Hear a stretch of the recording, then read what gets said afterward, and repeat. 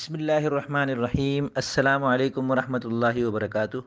میں محمد اسامہ سرسری، آپ دیکھ رہے ہیں میرا یوٹیوب چینل اصلاح سخن کے نام سے یہ سلسلہ ہے میرے یوٹیوب چینل پر۔ اس میں آپ میری کسی بھی ویڈیو میں جو اصلاح سخن کے تحت ہو آپ اپنا شعر پیش کریں تو میں اس شعر پر اصلاحی تبصرہ اپنی آئندہ کسی بھی ویڈیو میں پیش کروں گا۔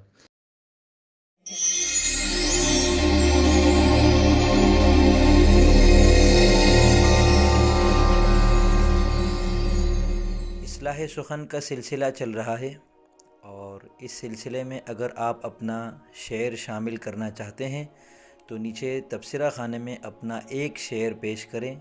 میں پھر کہہ رہا ہوں، ایک شعر۔ بعض لوگ پوری نظمیں پوری غزلیں پیش کر رہے ہوتے ہیں تو وہ میں ڈیلیٹ کر دیتا ہوں اور ان پر تبصرہ نہیں کرتا، چونکہ ایک ویڈیو میں سب کے اشعار پر تبصرہ کرنا ہوتا ہے اور ویڈیو بھی بہت زیادہ طویل نہیں بنانی ہوتی۔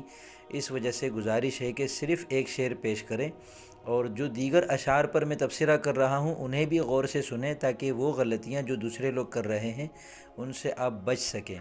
اصلاح سخن سلسلے کا مقصد کیا ہے کہ آپ کے سامنے وہ غلطیاں آ جائیں جو عام طور پر نئے شعراء سے سرزد ہوتی رہتی ہیں، تاکہ ہم ان سے بچیں اور اپنے کلام کو خوب سے خوب تر بنانے کی کوشش کر سکیں۔ تو یہ محترم عتیق محبوب صاحب ہیں، یہ کہتے ہیں: نظر آتی ہیں سب کو خامیاں ہی، ہنر کو دیکھتا کوئی نہیں ہے۔ اچھا شعر ہے اور اس میں کوئی نقص نہیں نکالوں گا، بلا وجہ بھی نہیں نکالنے چاہیے عیوب۔ ناقد کو اپنا بعض اوقات بھرم رکھنا ہوتا ہے نا کہ میں نے اگر کوئی خامی نہیں نکالی تو پھر کہا جائے گا کہ پھر ناقد کس کام کے۔ ایسا نہیں ہے، تو آپ داد قبول کیجئے، آپ کا شعر اچھا ہے۔ اگلے جو ہیں محترم بابا جی، یہ کہتے ہیں: کثرت یاد کے باعث ایسا حال ہوا، دل یہ سرک کے جسم سے نکلا نڈھال ہوا۔ تو بھائی میرے خیال میں تو یہ شعر وزن سے خارج ہے۔ اگر اس کا کوئی وزن ہے تو آپ مجھے اس ویڈیو میں دوبارہ یہ شعر لکھ کر اور اس کے نیچے اس کا وزن لکھ کر بتائیں، اور اگر میں غلطی پر ہوا تو بے شک مجھے تھوڑا ڈانٹ بھی لے، ٹھیک ہے۔ باقی معنوی اعتبار سے کثرت یاد کے باعث ایسا حال ہوا، دل جسم سے نکل کے نڈھال ہو گیا، تو یہ ایک انتہائی پامال خیال ہے، ایک عام سی بات ہے جسے آپ نے بیان کر دیا ہے۔ یاد رکھیں، اس طرح کی جو شاعری ہوتی ہے، میں اگر قلم لے کے بیٹھوں تو ایک دن میں کئی ہزار اشعار میں ایسے لکھ دوں بلا مبالغہ۔ یہ کوئی شاعری نہیں ہوتی ہے۔ شاعری تو وہ ہوتی ہے کہ آپ کچھ کہیں۔ دیکھیں، یا تو آپ ایک دم جذبات سے مغلوب ہو کر شاعری کرتے ہیں تو آپ کی شاعری میں تاثیر ہوتی ہے، اس کے ساتھ ساتھ اگر آپ کا مطالعہ اور مشاہدہ قوی ہوتا ہے، زیادہ ہوتا ہے، تو اس کے نتیجے میں آپ جذبات سے مغلوب ہو کر بھی جب کوئی شاعری کر رہے ہوتے ہیں تو تاثیر کے ساتھ ساتھ اس کے اندر شاعرانہ صلاحیتیں، شاعرانہ خوبیوں کا اظہار بھی کیا جاتا ہے، اور وہ یہ ہے کہ خیال اچھے سے اچھا ہو اور اسے اظہار کرنے کا انداز بھی اچھے سے اچھا چنا جائے، ٹھیک ہے نا۔ تو خیال کو بھی بلند کرنے کے لیے ہمارا سفر جاری رہنا چاہیے، اور اس کے اظہار کے لیے جو ہم شعر میں مختلف طریقے استعمال کرتے ہیں ان میں بھی غور کرتے رہنا چاہیے۔ اساتذہ کا کلام اسی لیے پڑھنے کا کہتے ہیں کہ ان کے پاس ایک سے ہر خیال کا الگ الگ انداز موجود ہوتا ہے، وہ ہم کشید کرتے ہیں، پھر اللہ تعالیٰ نے ہر انسان کو الگ صلاحیت دی ہے تو وہ اس کے نتیجے میں ایک نئی چیز وجود میں آتی ہے جو ایک اچھا شعر کہلاتا ہے، ٹھیک ہے۔ محترم ایس کے اعظم کہتے ہیں: السلام علیکم۔ جی وعلیکم السلام ورحمۃ اللہ وبرکاتہ۔ ان کا شعر ہے: خود کو پروانہ سمجھ لے سالک، شمع جو اردو زباں ہو جائے۔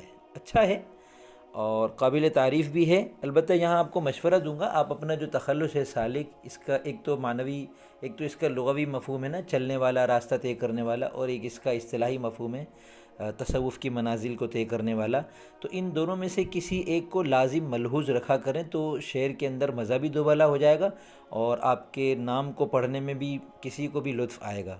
تو اس کا چونکہ اس شعر سے کوئی تعلق نہیں ہے ابھی، اس وجہ سے یہ بات ذہن میں آ گئی کہ جیسے پروانہ اور شمع کی جگہ راستے، راہی وغیرہ کا تذکرہ ہوتا تو پھر کیا ہی بات ہوتی۔ تو یہ سالک، یا پھر یہ سالک کو ایسے پھر نہ لایا کریں آپ۔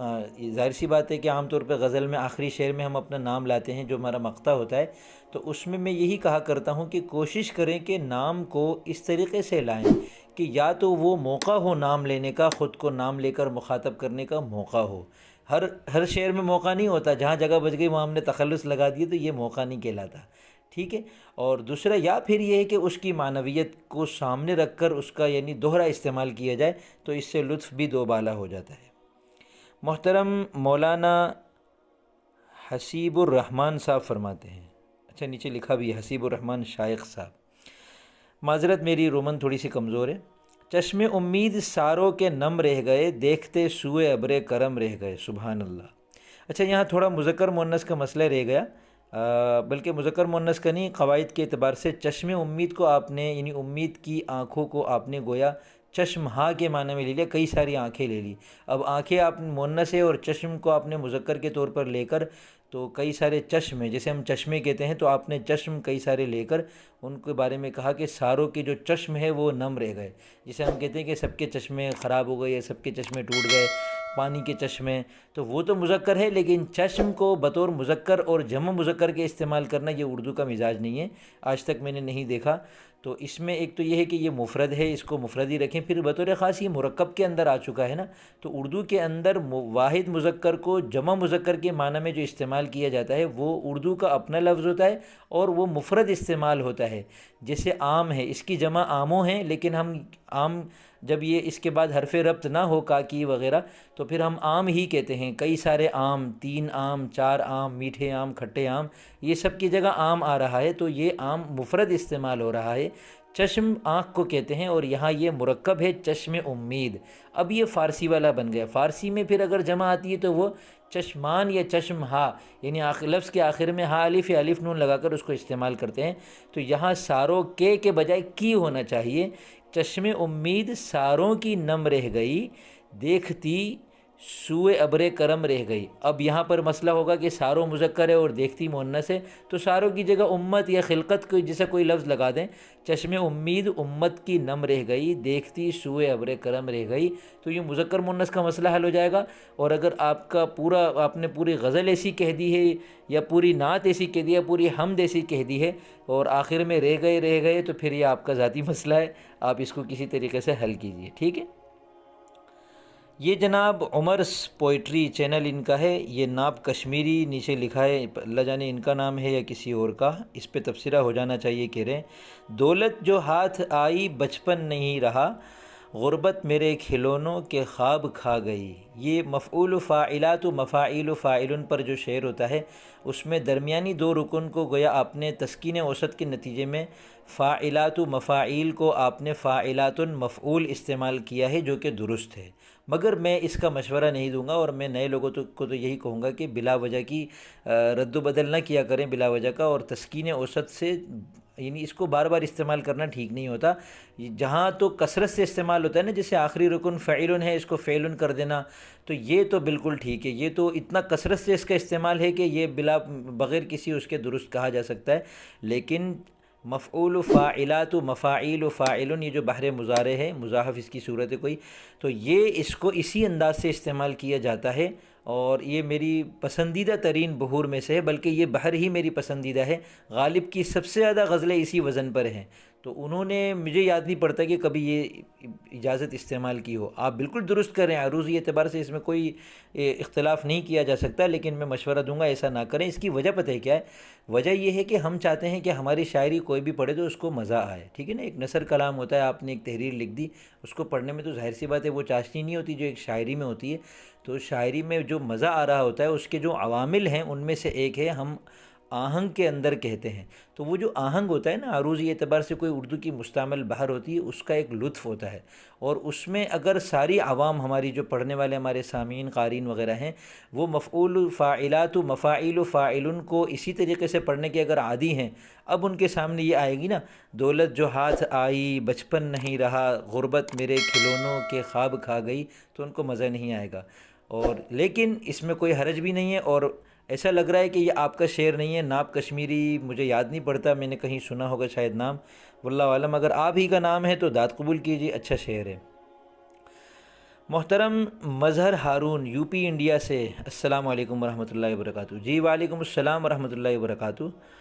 جی محترم سے گزارش ہے کہ مندرجہ ذیل شعر کی اصلاح فرما دیں۔ ٹھیک ہے جی، اصلاح نہیں کرتا میں، اصلاحی تبصرہ کرتا ہوں۔ اصلاح کرنا یہ ہے کہ شعر کو میں درست کر کے بتا دوں کہ بھئی یوں نہیں بلکہ یوں کر دو، جاؤ مزے کرو، تو یہ بہت مشکل کام ہوتا ہے۔ اور اصلاحی تبصرہ کرنا یہ ہے کہ بس ایک تبصرہ کر دیا اور نکل لیا، اپنا کام ختم ہو گیا، یہ آسان ہوتا ہے، اور میں آسان کام کو ترجیح دیتا ہوں کیونکہ یہ سنت ہے۔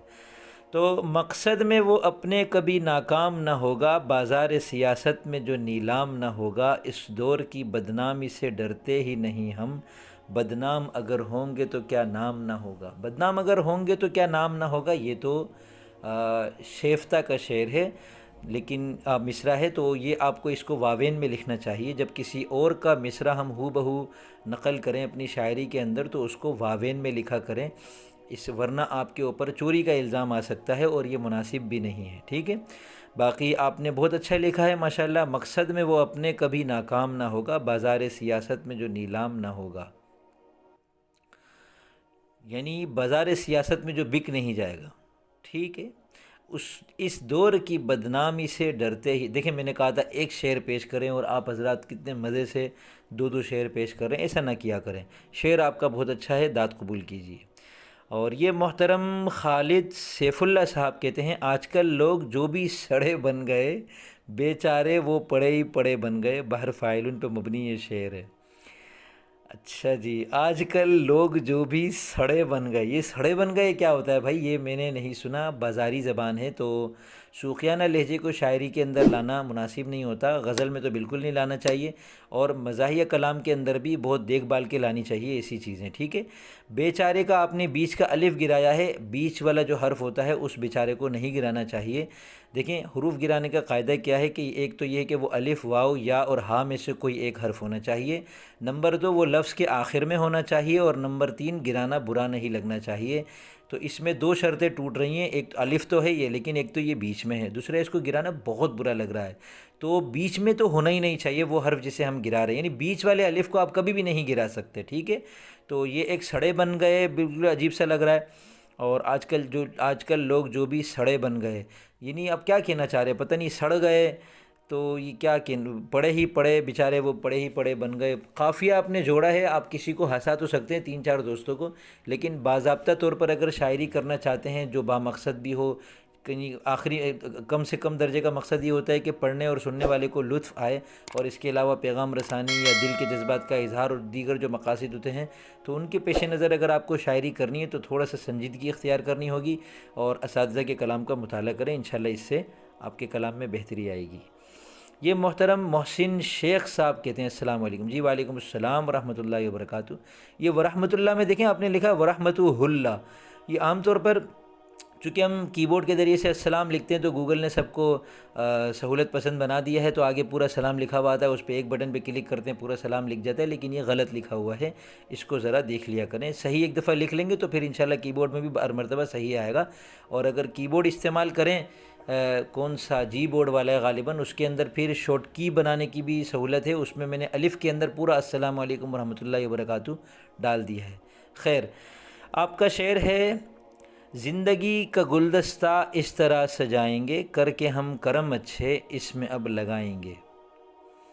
تو اچھا ہے، وزن بھی بہت ٹھیک ہے، اور سجائیں گے لگائیں گے قافیہ بھی درست ہے، خوبصورت بھی ہے، لیکن دوسرے مصرعے کو تھوڑا سا اور بہتر کرنے کی ضرورت ہے کہ گلدستہ جب آپ نے کہا تو اب آپ کو کسی پھول پودے وغیرہ کا تذکرہ کرنا چاہیے تھا اور اس کو لگانا چاہیے تھا، اور اس کے ذریعے سے اپنے زندگی کے گلدستے کو سجانا چاہیے تھا۔ ٹھیک ہے نا، تو کرم اچھے بھی چل جائے گا، اچھی بات ہے۔ ٹھیک ہے جی، تو یہ تھے اس ویڈیو کے اشعار۔ اب اگر آپ اس ویڈیو کو دیکھ کر اپنا کوئی شعر اصلاح کے لیے پیش کرنا چاہتے ہیں تو اسی ویڈیو کے تبصرہ خانے میں پیش کیجیے گا، جو میری گزشتہ ویڈیو ہے اس کے اشعار پر پھر میں اب تبصرہ شاید نہ کر سکوں۔ اب میں اجازت چاہوں گا۔ اللہ تعالیٰ آپ سب کو جزائے خیر عطا فرمائے۔ آخر تک میری ویڈیو کا دیکھنے کا شکریہ۔ میں اپنے چینل پر اردو شاعری سکھاتا ہوں، فارسی زبان سکھاتا ہوں، عربی زبان سکھاتا ہوں، تو اگر آپ ان چیزوں کو سیکھنے کے شوقین ہیں میرے چینل کو سبسکرائب کر لیں، انشاءاللہ روزانہ یا ایک دن چھوڑ کے ایک دن آپ کو کچھ نہ کچھ نیا سیکھنے کو ملتا رہے گا۔ اب میں اجازت چاہوں گا، فی امان اللہ۔